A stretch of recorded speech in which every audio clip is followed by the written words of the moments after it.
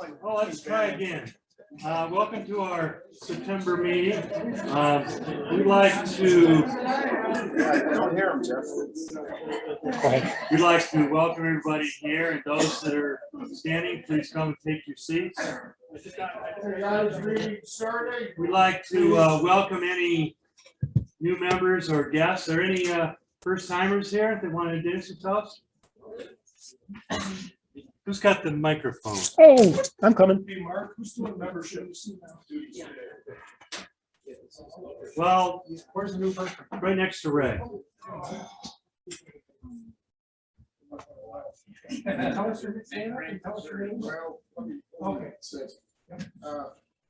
My name's Dan. I guess I'm not a dedicated turner, but I have 3 lathes in my shop. A jet mini, and that was 6-inch metal lathe and a jeweler's lathe that I use for various small stuff.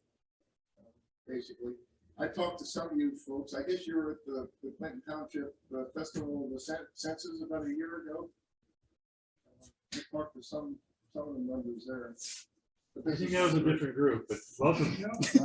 My first visit. It was us. No, there's another guy back there by Ray. Well, there's a lot of feedback. Good morning. My name is Pete Nelson. Recently moved here from California. A while later. About 6 years. I was in a club in California and did a lot of interesting things with them and learned a lot of good techniques and skills, and looked up you guys online and figured I come here and see if I can get in the trouble here. Were you involved in were you involved in the San Diego one? Maybe it was No, the Bay better? Area one, Silicon Valley. Oh, okay. Anybody else? I'm looking for the membership turn. I got my sheet filled out. Okay. I'll take that information if he doesn't show up. Okay.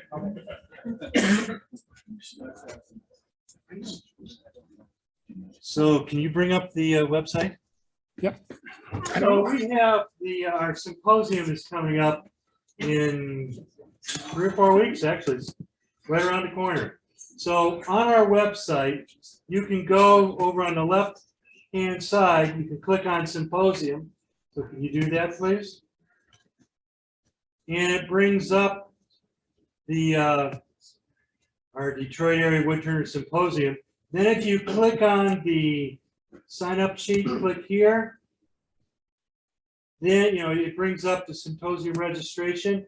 So if you want to fill it out, mail it in, go ahead and do that. You can send it to me. Or if you want to pay online, you can see the links right below. Pay with PayPal, $25 for the DAW members, $35 for non-members. So go ahead and click on the DAW one. So it takes you to the registration. You click on Buy Now, and it'll take you over to PayPal, and you can fill out your information. So we'd urge each and every one of you to register the next couple of weeks, because we're really trying to figure out how much food to buy for this little affair. We want to try to get more than 60 people there. So let us, help us out by registering so that we can have a count of how much food Ollie needs to go in order for us. Where? It's at the United Methodist Church up on M59 Highland Road. So you just go up, you go north 3 or 4 blocks, hang a left, it's a couple miles out on your right-hand side. You'll see the United Methodist Church, and it's in there. And it'll be Saturday, the 8th of October from 9 in the morning until 4 in the afternoon. We're going to have coffee, donuts, bagels, and probably some soda in the morning. And then we'll have 2 rounds of 4 demonstrations in the morning, and then we'll have break for lunch. Then we'll have 2 more rounds of demonstrations in the afternoon. So I think this is going to be a very good, good time for all. We're looking forward to putting on our first one, see how it goes, and decide if we want to do it again. I suspect we probably will, but this is our first time, so hopefully it'll work. Who are the vendors? The vendors that we're going to have, Sabertooth Bits will be there. AZ Carbide will be there. Our club store will be there in person. Then we've contacted Doug Thompson from Thompson Lathe Tools. He's consigning us some of his tools. We'll have them there for sale. We've contacted Vince from Vince's Wooden Wonders. He sells all the sandpaper stuff. He's sending me a box of samples, and then there'll be order forms, and you can place your orders, and we'll then have him ship them to us, and then we'll distribute them. And then there's also the Walnut Law, Jeff Horning. He said he's going to do it. I haven't been able to get a hold of him lately. We'll keep trying. Hopefully he'll have material there for us. So those are the vendors that we're going to have, so that you can spend more of your money. So for the last couple of board meetings, we've had discussions on our membership, and we've never gotten back to our pre-COVID numbers of people attending. So we're trying to figure out why. So each one of the board members has been assigned 6 or 7 of us to contact. And so in the next 3 or 4 weeks, you'll be getting calls from a board member asking, what have you turned lately? If not, what's keeping you from turning? What can we do? What do you like about the club? What don't you like about the club? What can we do to improve? And is there anything that you would be willing to do to help the club out?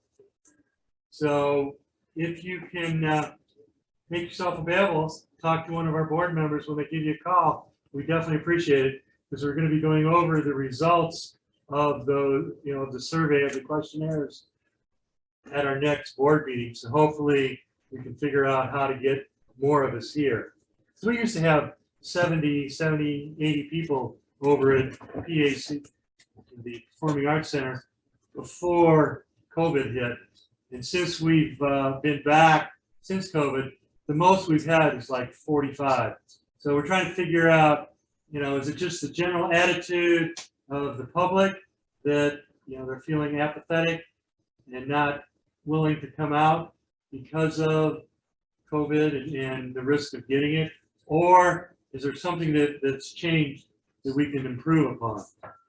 So that's what we're trying for.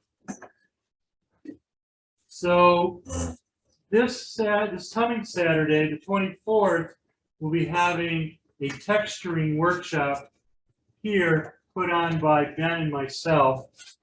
Then next Saturday after that, Saturday, October 1st, will be a swap meet out at Chuck Lebato's house, where we've had our club picnic for the last 2 years. That's on Orchard Lake Road on the east side, north of 11, south of 696. Then the following Saturday, the 8th, is our wood turning symposium at the church from 9 to 4. Then the following Saturday after that is our club meeting again back here, because that's the 15th. It's really early next month. And then we'll have on the 24th a workshop here to make pens, because we're making pens for the troops. We have a couple of mentors. One of them is here, Paul Zirkle. So he'd be more than willing to help anybody that feels that they could use to improve their skills. So you can give him a call. Do you want to say anything, Paul, or is that enough? It came to my attention, a couple of the picnics that we did. that a lot of people that are in our club do not know how to turn a basic bowl. So if anybody is, lacking, I'd be happy to have them come over to the house, give them a couple hours, and hopefully get you turning a lot better than what you're doing. Is there any announcements from the general body that anybody would like to bring up and share with us? Ollie? Well, the first one, you guys already know what I'm gonna say, is I need a Christmas, I need somebody with a Christmas themed demo for November. Please, if you have a demo that you like, if you have something neat, cool for Christmas, don't hesitate to get up there. Please, please, please, nobody wants to see me demoing again. So. Are you sure? So, okay, all right, I'll for Christmas. I may look like Santa Claus, but, That's still for January. yeah, exactly. The other thing is that if there's something you would like to see a group buy on, propose it to me, I will propose it to the board, and I will start doing some research. There are companies out there that make great stuff that would love to sell in bulk to turners. So if you have something, I'm not guaranteeing that it'll happen, but if there's something that you want me to look into, please tell me, drop me an email. Okay, that's it. Sorry, Mark. All right. Anybody else have anything you want to bring up? George does. George, you listed a bunch of items. Hey, George. Just stand in front of You listed a bunch of items on, different events, like, Truckle Dale. Are those gonna be posted on the website, so? Yeah. We can keep track, because they flew by us pretty Yeah, fast. we'll get them on the website. Okay. It's on the website. Yeah, ready, all right. Are they? See how fast we are? Anybody else? Well, he's going, I'm on the agenda. he's on the agenda. Okay. It's gonna do a little later. If you want to talk now, you may. Okay. Okay, excuse me. Mark brought up that we're gonna be doing, turning pens for troops. And I have just ordered 170 pen kits, slimline pen kits. And what we'd like to do is get the kits out to members who want to participate in this. We're hoping they'll take 5 or 10, turn them. And then on October 24th, I believe it is, at our workshop, that's when we're gonna do the final turn, where we'll have kits here. And if you didn't take any home, or if you want to continue turning some, come here and we'll spend our 2 hours turning pens for troops. And then I will get them off to the appropriate contacts, Lady Castellan, to get them off to our servicemen and women. So I will be sending an announcement out on Facebook and through email when I get the pen kits in. And then from that, we can take it from there and figure out how to get it to you. But we'll get it done. Yes, Paul? Are you gonna want to wrap a little bit? Actually, I'm gonna probably turn to 50. Oh, wrap them? Yeah. Yeah, generally what I do is I put them in those little Ziploc snack bags. Okay. You know, and that seems to do the job. I sent off about 500 to Eddie about 3 years ago. And he liked the fact they were wrapped up, because a lot of them they just dump in the boxes and they're all checked up and everything. Yeah. Yes. Wooden blanks, pen kits, are they available? You guys providing it or we providing? We're providing the kits, so if you can provide pen blanks, that would be good. I mean, the wood blank. The wood blank, yeah. The wood. Yeah. And it doesn't have to be a formal pen blank that you go out and buy. It can be from a limb in your yard or something like that. I make a lot of them like that. Yes. Yeah. Any other questions? Okay. Oh, You might wanna, let the audience know that they should be dry. They're gonna cut wood. oh, yeah. If you're going to use wood for your pen, that like from a tree or something in your yard or whatever, make sure it's dry. Bake it in the oven, make your wife happy. Yeah. Or like, yeah, I had a dehydrator, so. Okay, anything else? Yes. Related to the pens, if we're gonna be making them fairly fast, what's the preferred finish? You can finish it however you want. I've done stuff where I spray them with lacquer. I've done things where I've done C8 finishes. Generally, I'll do friction because they're gonna be in the shirt or the shoulder pocket of a troop's gear, and if they're overseas, it's hot. You know, so no finish is gonna be great, but friction polish would be the less damage. Do you want to know what kind of wood it is? Would be good. I always put a little note with every one of my pens that thanks them for their services, gives them some information on the wood, you know, it's from Michigan, whatever the case may be. And I even put my email address down there if they want to contact me. I've had 3 people contact me over the last couple of years, which is a great feeling, just absolutely a great feeling. And they said it is just so wonderful, not only to get something from home, but to get something that was made from stuff from home. Like, you know, I send maple out a lot of times. I got a template. So, anything else? Thank you. So we were gonna have the treasurer's report, but he's not here. So our safety chairs, Michelle and Doug, are out west in the Rockies or California or somewhere. And they wanted me to bring up and talk about, you know, fractal burning, the Lichtenberg process. So in the last meeting, you know, the last magazine that we got, I'm just going to read it. The AAW board, through its safety committee, wants to re-emphasize the dangers associated with the process known as Lichtenberg or fractal burning, an embellishing technique that uses high voltage electrical current to burn patterns on wood. This often unsafe and life-threatening practice has once again surfaced in the news and on social media, following a 2-victim incident in April of 2022. In 2017, the AAW Board of Directors voted to ban any fractal burning demonstrations and equipment sales at AAW-sponsored events. The ban prohibits displaying fractal burn pieces at any AAW-sponsored event and promoting the practice via articles in AAW publications. Sadly, since the AAW board adopted this policy on fractal burning in 2017, there have been 33 reported deaths directly attributed to fractal burning and an unknown number of injuries and close calls. AAW chapters take note. The AAW board's 2017 policy explicitly extends its position to its chapters. AAW charter chapters are strongly urged to refrain from demonstrating or featuring the process in chapter events, yet the practice persists at the chapter level. The AAW Safety Committee, with endorsements from the Board of Directors, requests once again that its members and chapter leaders join the AAW efforts to discourage the use of fractal burning.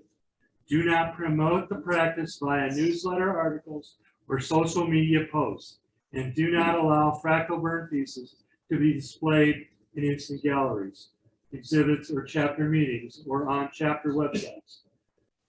Further, due to liability concerns, and now this is bolded, the AAW board has decided to disallow chapters that promote, demonstrate, or allow the use of fractal burning to be eligible to obtain or renew insurance through the AAW for their chapter.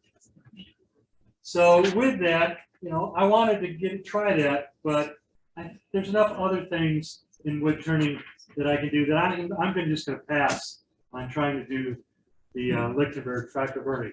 So I would urge each of you to follow the guidance of the AAW and not engage in it. So with that, we're now going to turn the time over to Ben, who's going to demonstrate how to turn a pipe, I think is what he said. That's topical.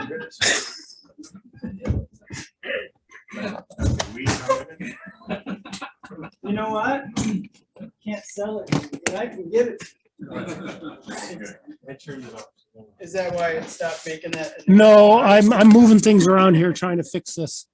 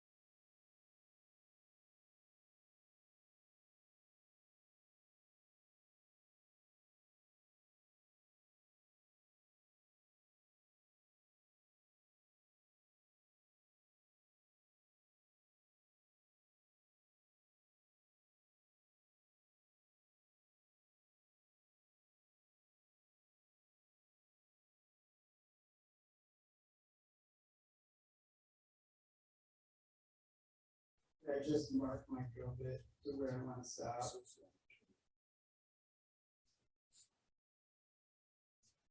And so I'm gonna try to drill in just to the bottom of this X. To do that, it's kind of easy. Range reference. Because you're on this way you're going end grain, and this way you're gonna be going through side grain. Really, it's up to you.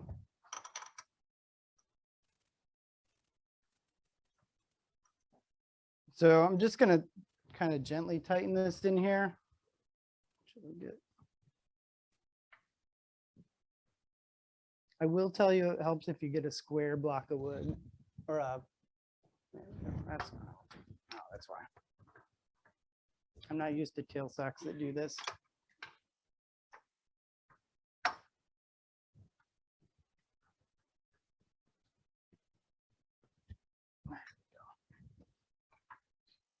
Okay.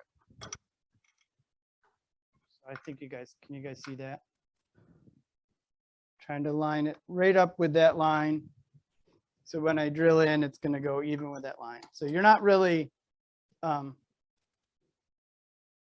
putting it centered in here because you're trying to drill towards the bottom of that piece of wood.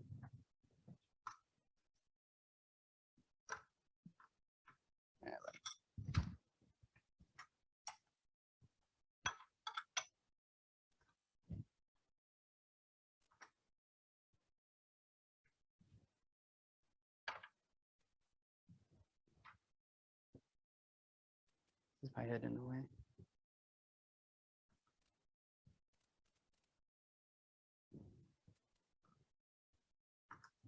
We'll tell you, take a little time and make sure this is, really lined up, like look down it. To me, it looks pretty close. Give it a good tighten.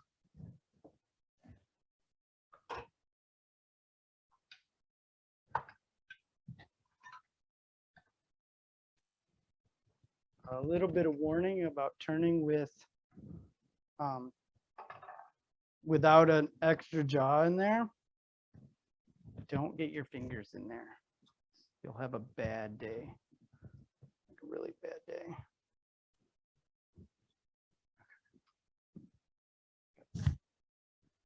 All right, so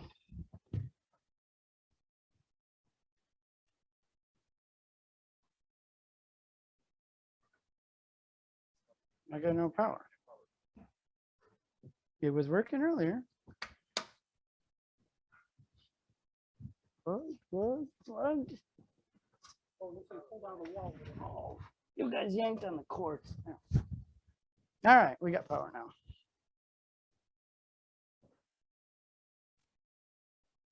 Maybe. Had to turn it off and back on. That's all.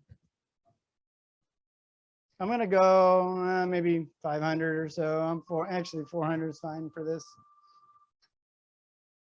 And so when I first engage the drill bit, I let it kind of sit there for a second. I want it to find its own center. If I go in like this, it's going to bend the drill bit. And if I just keep cranking it in, it'll tend to wander. So I'm going to just touch. Oh, yeah, that's important too. I'm going to look in a second to make sure I think it's a 5/32. So it's kind of found its center, but I'm going to go real slow to begin with because it's still wobbling.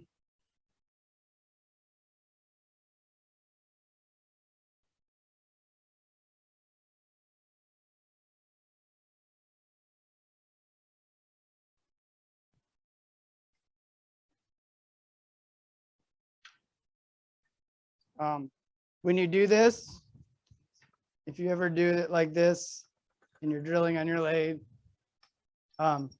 when you pull this back, you want to make sure you hold on to this so it comes with everything.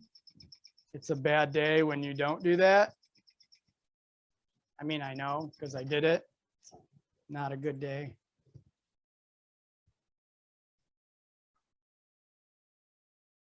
All right, so I went right to my black mark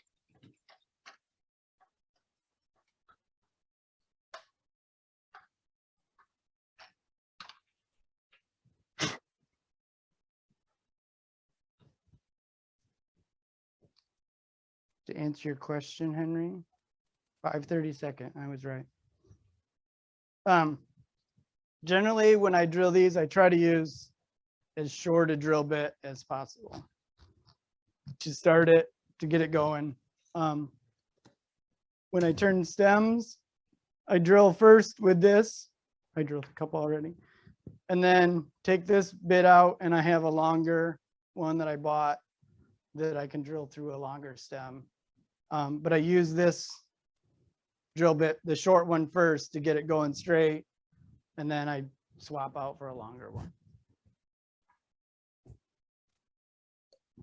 And I bought that on Amazon. It wasn't, I don't know, $8 or something for a drill bit. Okay. So don't take this out yet. You do want to drill a tenon.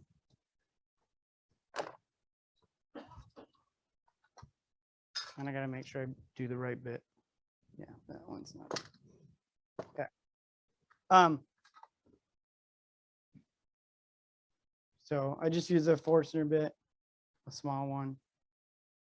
I couldn't even tell you what this is. I just picked one that's small. If it makes a difference.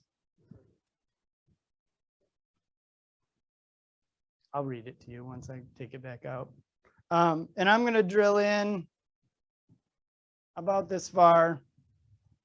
So when I put the stem in here, the tenon's already made. So it's going to follow that same hole.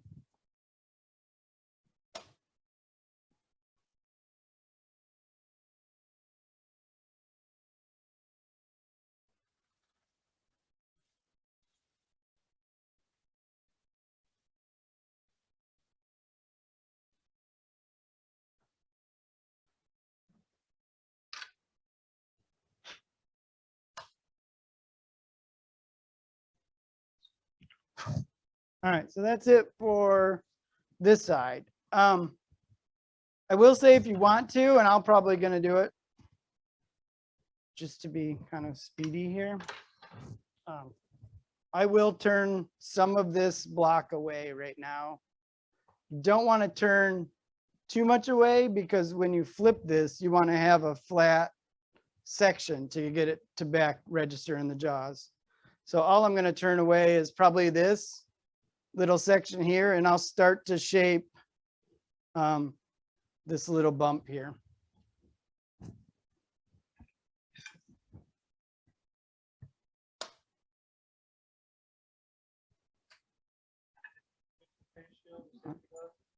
We'll get it in a second.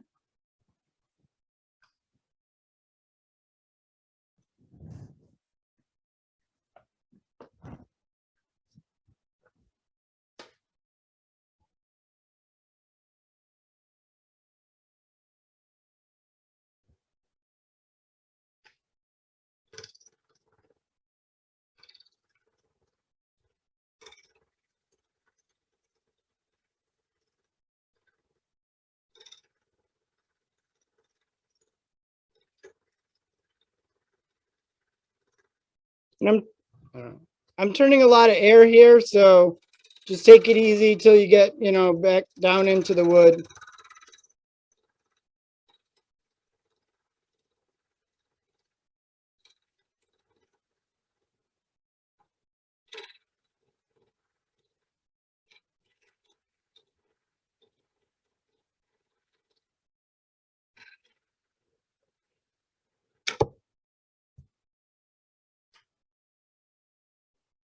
I caught it, at least. You're going to learn a lesson. I was going to do this later, but I'll do it now. Good thing for the face shield, right?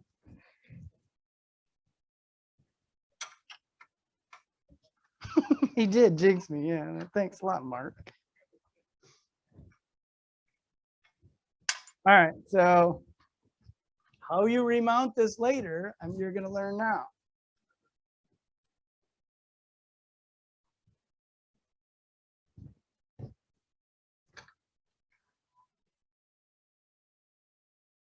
So I'm going to go into that little hole I drilled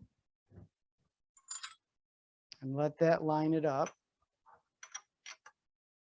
nice and loosely.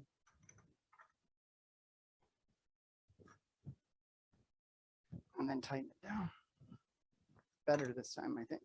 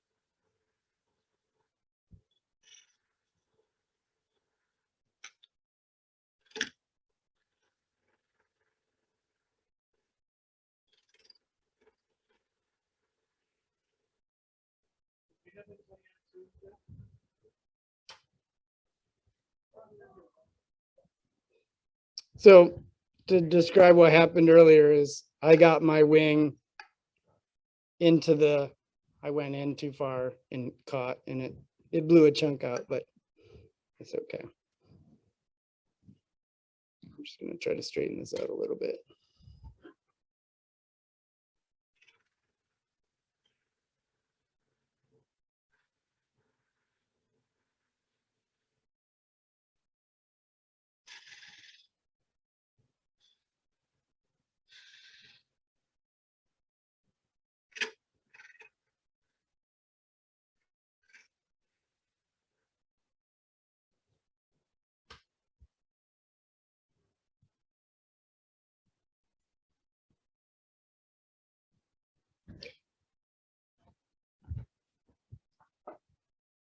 I realize this isn't going to be perfect here in a demo. I would spend much more time refining this into a shape here, but for sake of speed, you don't need to watch that. All right, so now we're going to swap and do the hard part.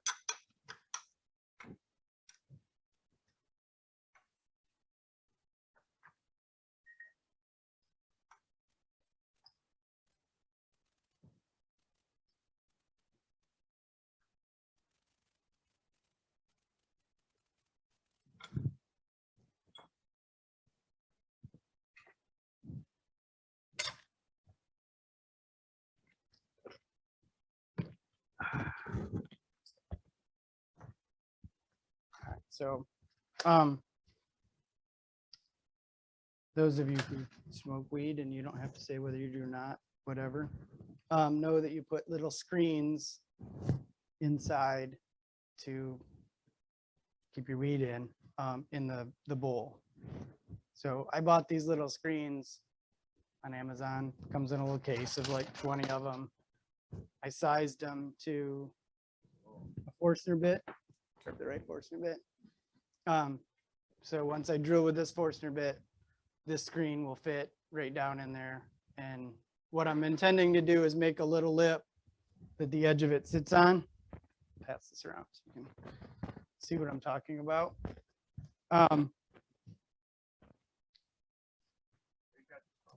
Amazon.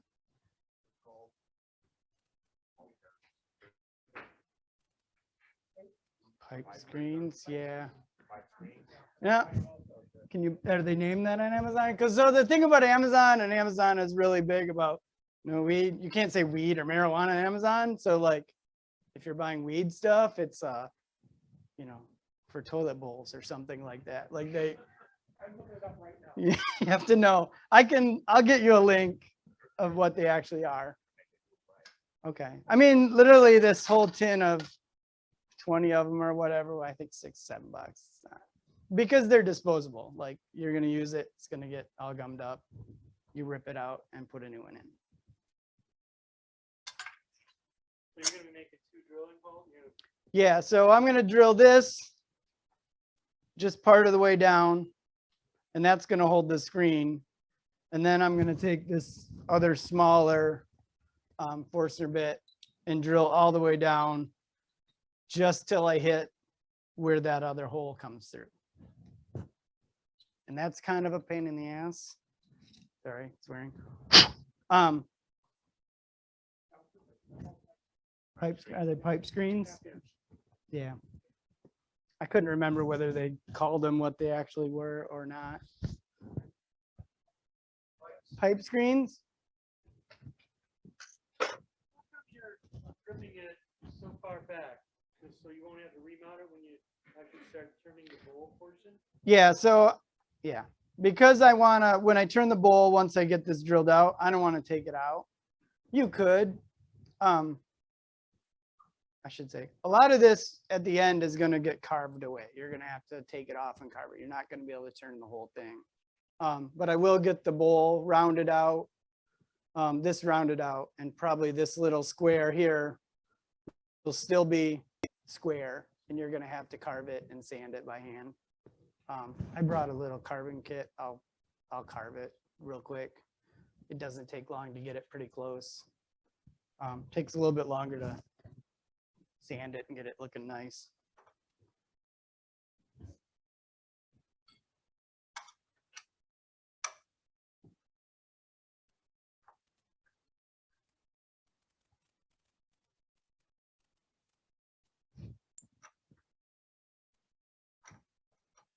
Helps if I go the right way. So I'm going to do the same thing before I put this Forstner bit in. And I'm going to really eyeball that kind of line I drew. And I also will take like a straight edge. I actually got that really close. And line it up. I don't know how I got it that close on the first shot. Practice or luck? Luck. I mean, I'm not saying I've made 100 of these, but I've made probably 8 or 9, 10.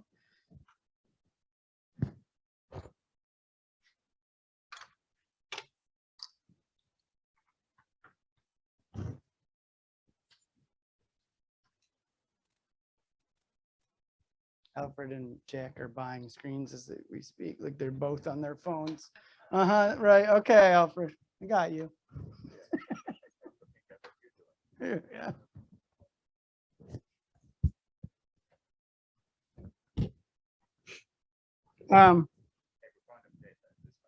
Okay, good.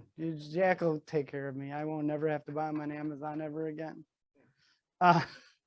So for this first one, you want to drill in however far, I guess you want for your looks. But you still want it to be pretty close to the top where the screen sits. You don't want to be, way down in there. It's not effective to, pack it and use it. So you only want to be, I'll show this camera, about that far in. Maybe about as much as the head of this Forstner bit.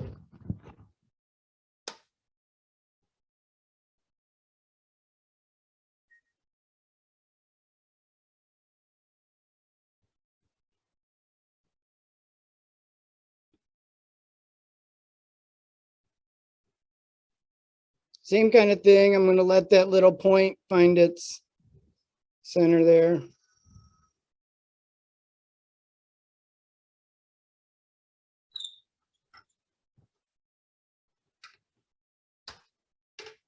And that's all for that one. And now I'm going to switch to this smaller Forstner bit and drill through the center. The intention is to drill down and just tap, just nick where that other bit is coming through. So it's going to be a lot of in and out drilling, a like little minute amount at one time, pulling it back out. I use a flashlight and I shine it through this hole. And when I see the light coming through inside there, that's how I know I'm either real close or I hit that drill bit. I don't have it here, but at home, I use my air compressor because that hole actually, if you drill into it, will get filled with sawdust and it'll plug up. So at home, I'll blow through it. Here, I'm just gonna have to blow on it, I guess. It'll be interesting.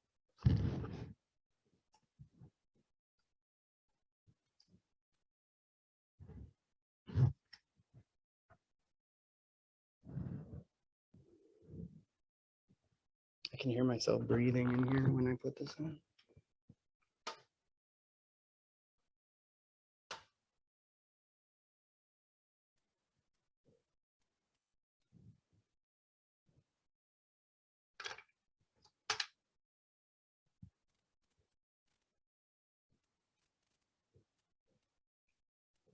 So I can safely drill in one shot right down to this thing. So I'm just gonna kind of power through the first little bit to get close.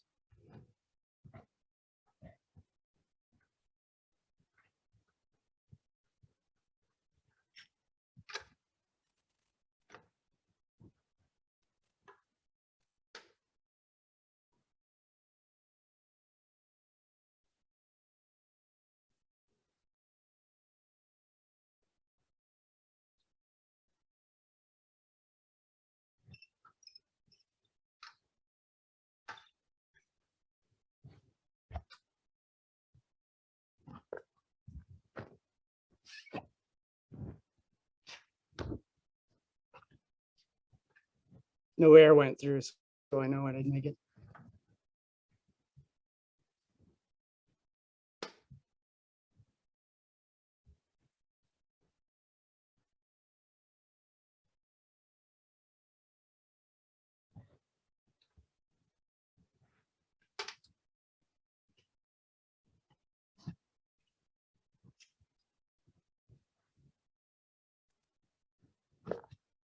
Will warn you, set that there for now. One of the things I learned the hard way is my lathe is shorter than this, so this actually helps. When you do this and you want to look here, these things hurt. And your head bleeds a lot for a while. So I've taught myself to grab onto it like this and cover it up. So I guess the worst I'm going to do is smash my finger into the sharp point.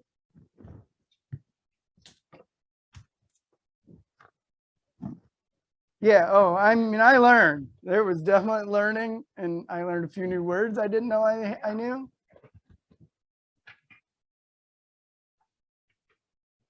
Why that's not sliding. There it goes.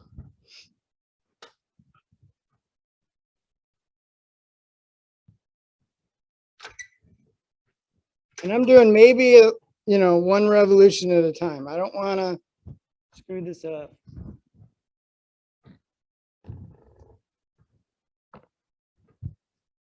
And it's kind of fiddly, so you got to take your time at it. It's really the only thing that matters. After that, it's kind of artistic interpretation.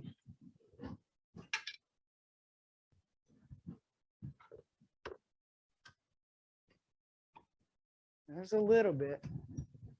Yep. So I'm not going to be able to show you this, but I'm through. Take a better look here.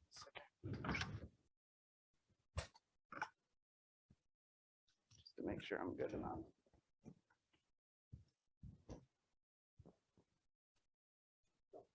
Yeah, it's through. It's just right there. So one of the things I do is once I get to there, I'd really stop. It's not perfect. Like the one I passed around, I don't know where it went to. You guys looked at it. It's just a drill bit hole through there. And what I end up doing is I take a little ball bit, some tiny ones, like this, and I'll go in there and just gently grind that down to kind of widen out where that drill bit goes through. That makes sense? Yeah, I mean, you guys can see, like, on this one, it's easier to see on this one. I'll just go down and kind of grind that little hole that comes throughout to spread it out so you get kind of a even flow. I'm surprised it didn't go right when I walked over there. All right, so your guys' is laid this bit different than mine. Here. Everything is in a different spot.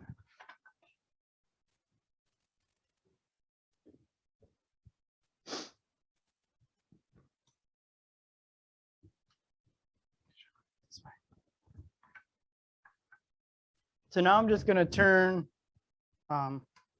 most of this away and make the round bowl part.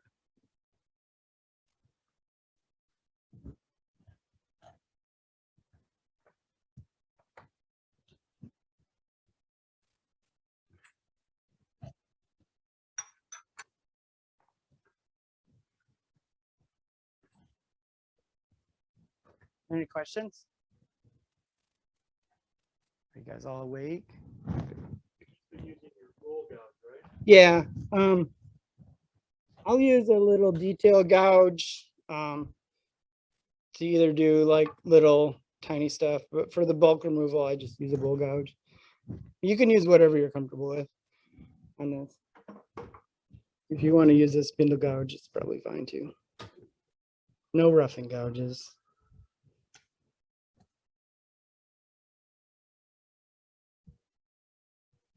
I'm at like 1,000.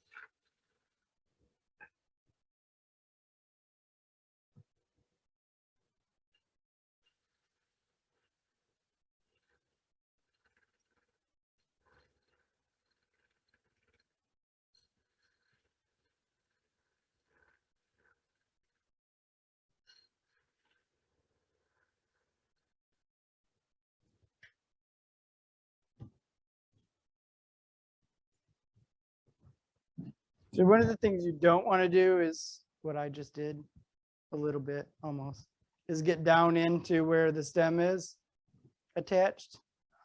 I'm pretty close there, but I plan on taking some of this more away anyway.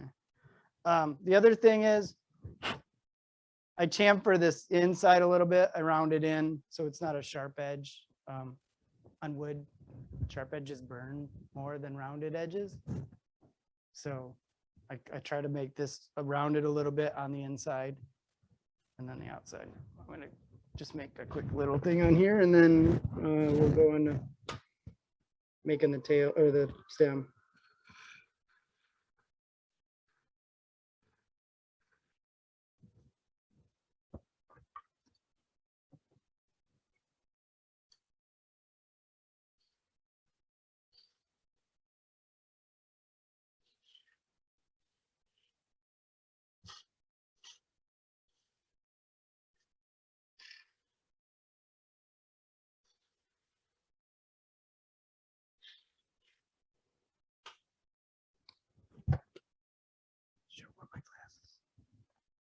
I just gave it a couple little details on there to kind of nicen it up.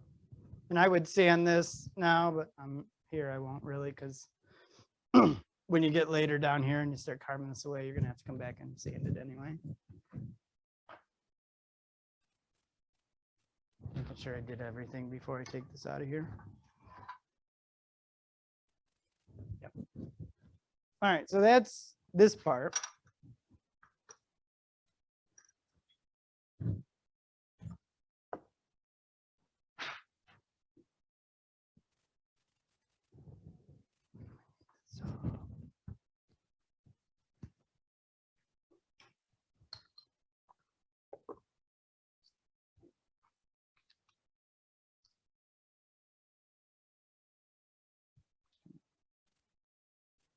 All right, so for the stem, drilling the stem is kind of the same process. Find one that isn't drilled.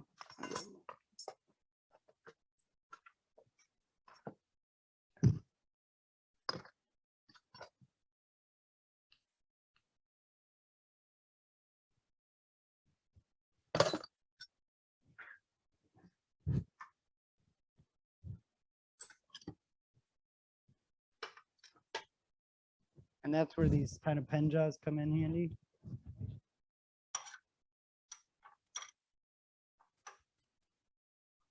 Because they're designed for doing stuff like this. And they just grab the corners really well and just kind of center any kind of corner piece of wood like that.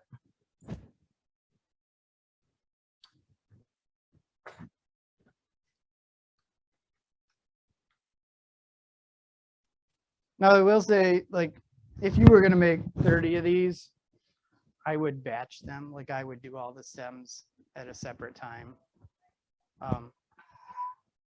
Just it's 30 of something just would kill me. The people that make hundreds of pens at one sitting, no, not me. 15 is too many. 5 maybe. 10 on a weekend.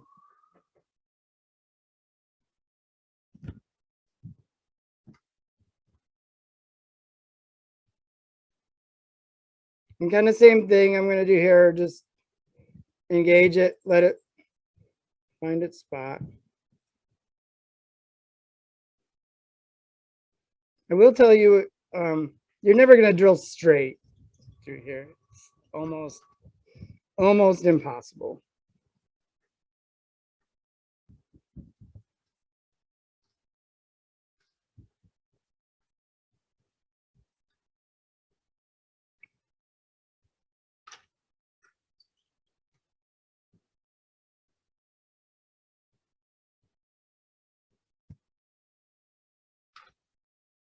And you're going to want to pull it out, you know, every couple inches to clear the chips.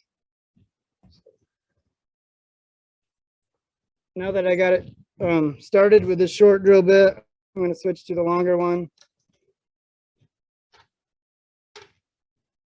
Definitely don't want to start drilling with this bit because it's thin and flexible and it would wobble a ton. 5/32.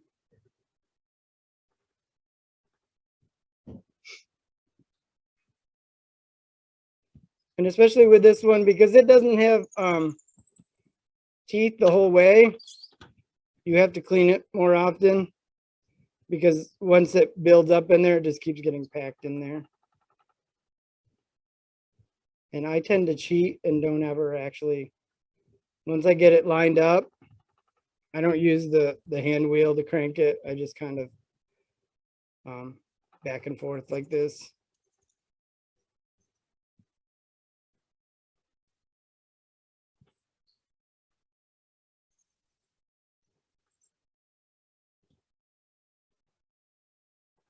It does get a little warm, depending on what you're drilling. It went through there. So. No, I don't know. I'll tell you, I brought a ruler. I think it's like 8. 6. They're better at this than I am. Engineers, every one of them. Right, Alfred? No? Just a lot of 6-inch things.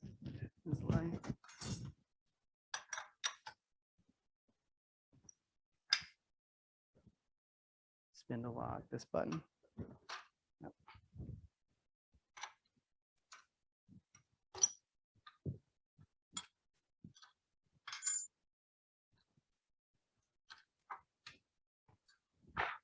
Alfred's gonna kill me. Be like, what are you doing to my thing?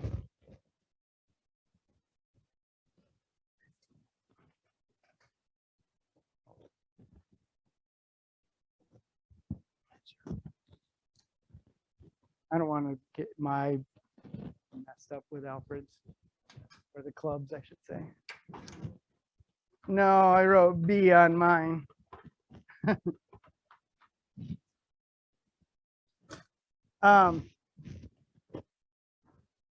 So if you have one of these kind of, and with the little cone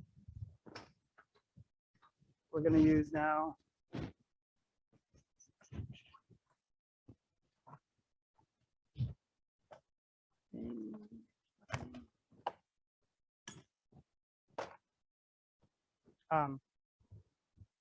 So as you can see, it's centered here and then totally not centered at the other end. But the way we fix that and the way we can turn a long stem is we turn from that hole.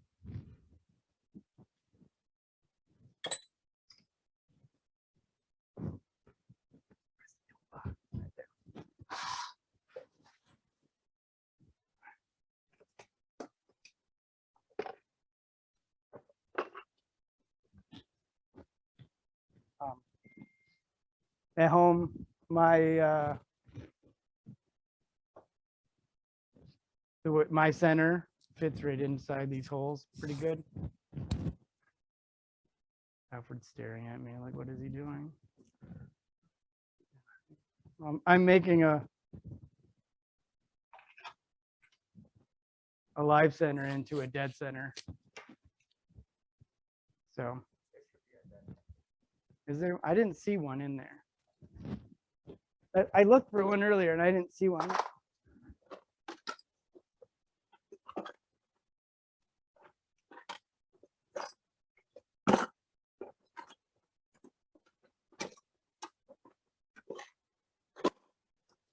No, I don't see one, Alfred. Get along with this. It just needs to turn.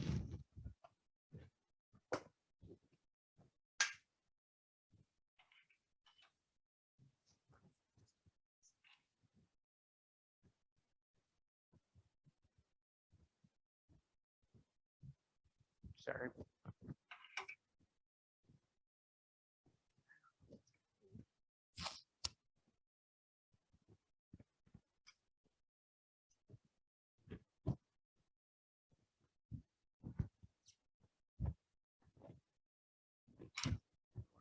All right, let's just do it with the it might wobble a little bit. Yeah, this will work. This will work fine.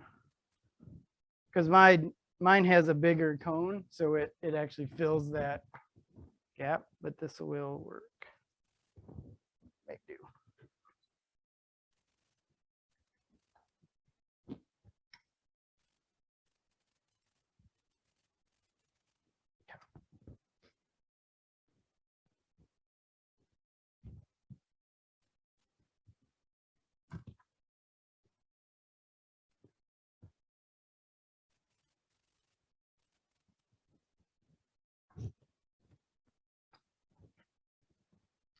So what I'm going to do right now is just round this out. I'm going to use my roughing gouge.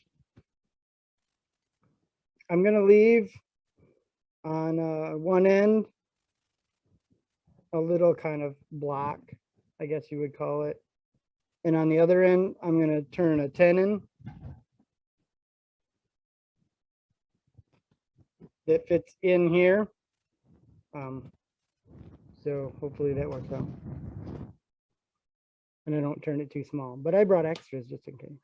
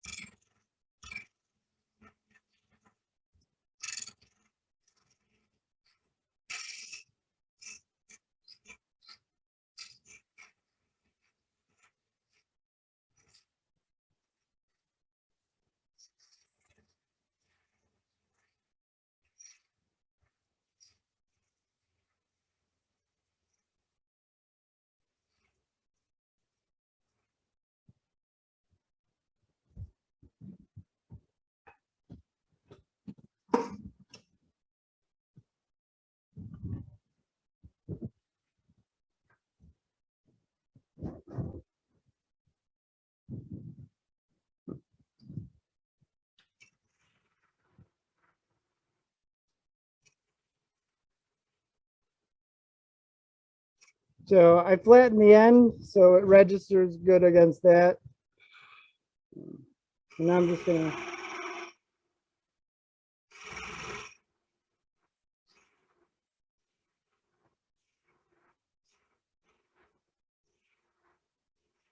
This is just a parting tool.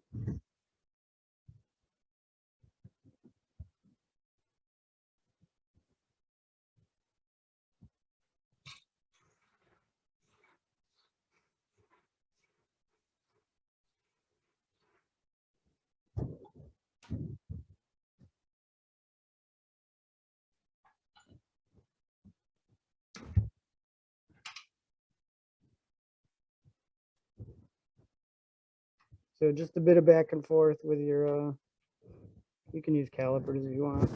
I didn't bring any today.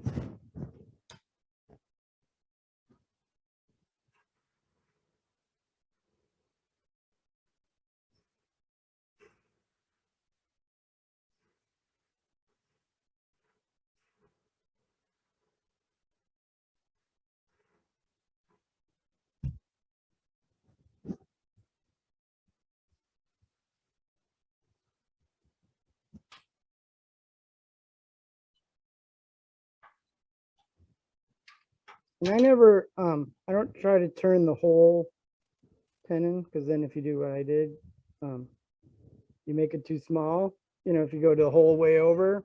So I do little steps. And so that one I went a hair too small, so I just cut that off and go back to the next step.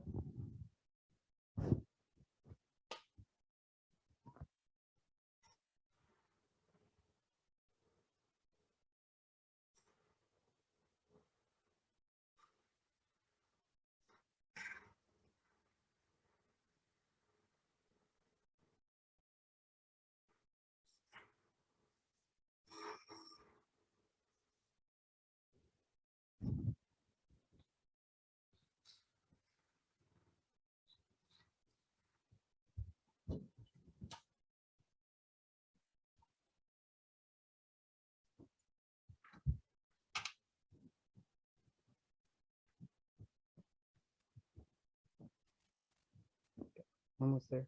One thing you don't want to do, and this is what I did on the one that cracked, is try to force it on. If it's not, it needs to be snug, but not where you're really having to push on it. So this it's pretty close, but I need to take just a hair off. And so what I'll do is I'll now bump it back to that point and then work it in from there.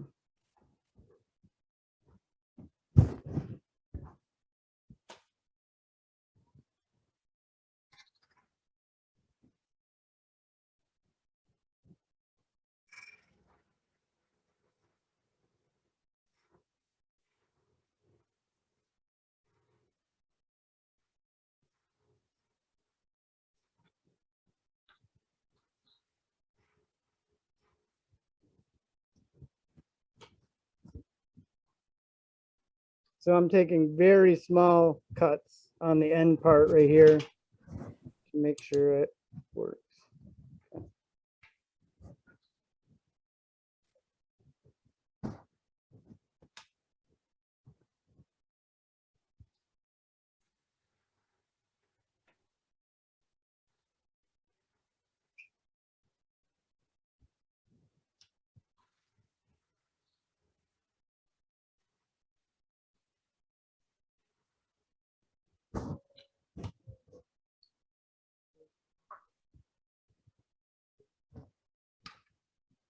How much time do I have?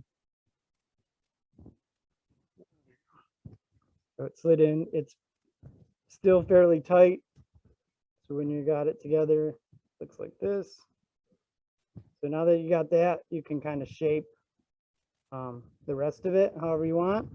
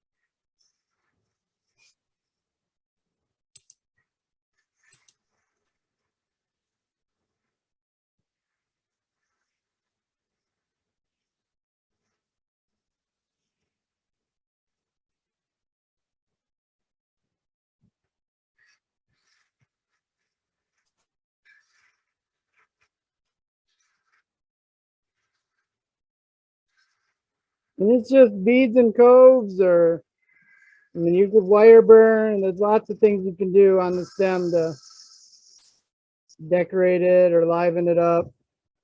All the things Matt showed you in finials last year or last month all work fine too.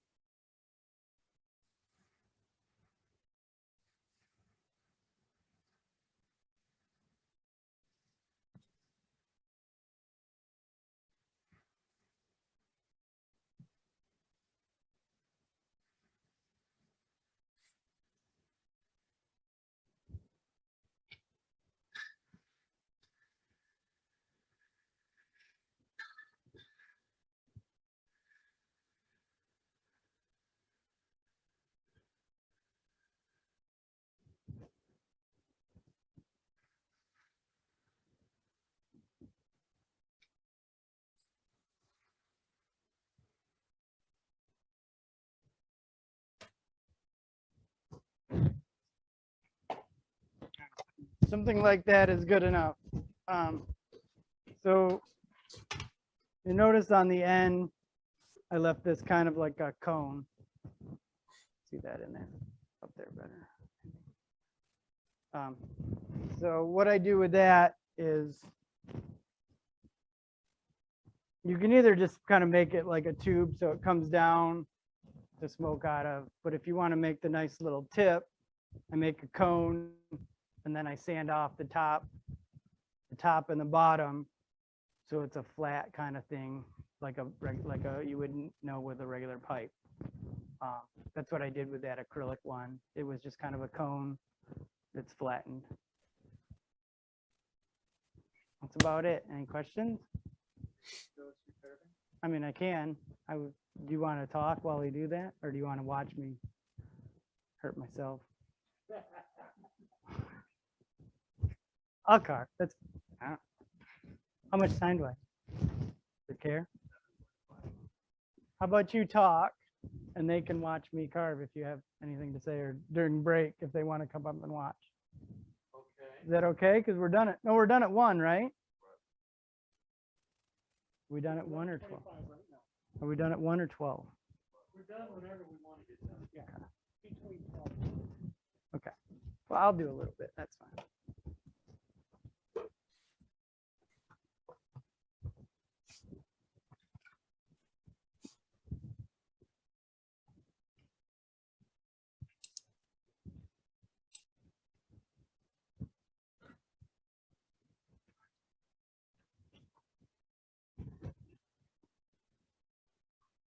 This is a little micro motor.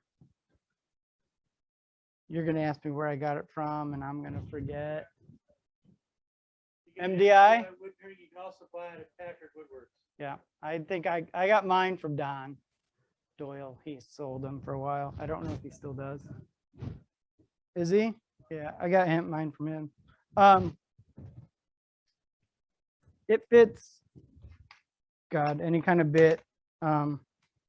It's got little kind of chucks that go in there for smaller bits. Yeah, a collet, that's the word I'm looking for. I prefer saber tooth bits. Whatever you guys use is also okay.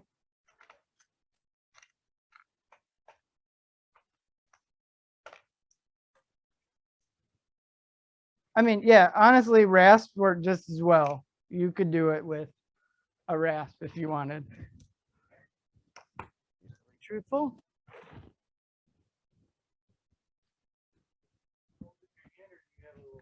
I do it in my hand. If you have a voice, I would use it. Also, don't run your shirt into it. It's not so bad with this one, but with your Fordham, yeah, yep. and you're for them with something like this, hurts. They're sharp. I mean, so these are all, this is a saber tooth bit. It's just flame tip, that's what it's called. And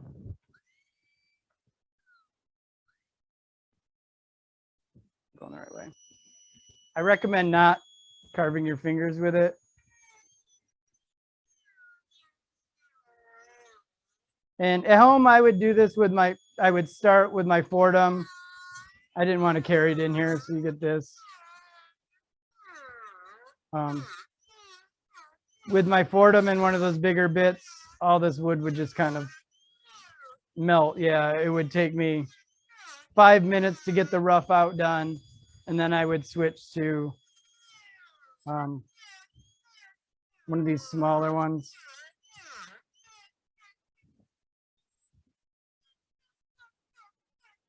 Sometimes it's a fiddly thing with your speed here and how fast you feed it, so whether it burns.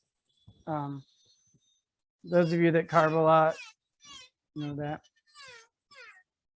And I will say, if you're going to do this, dust mask, dust collector, the whole works. I'll just do like kind of one side of this. And even these small ones really do eat through the wood.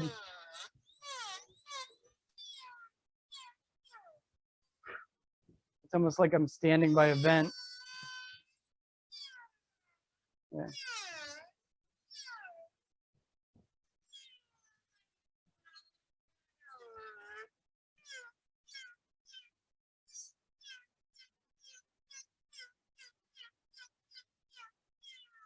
Reminds me of the dentist.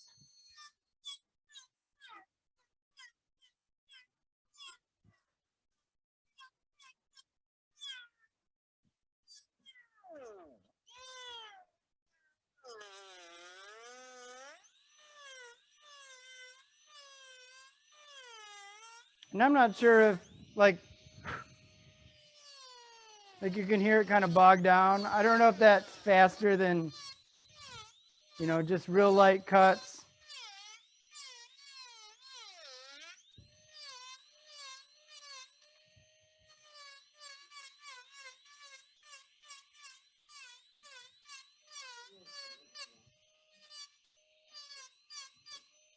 I love the smell of cherry.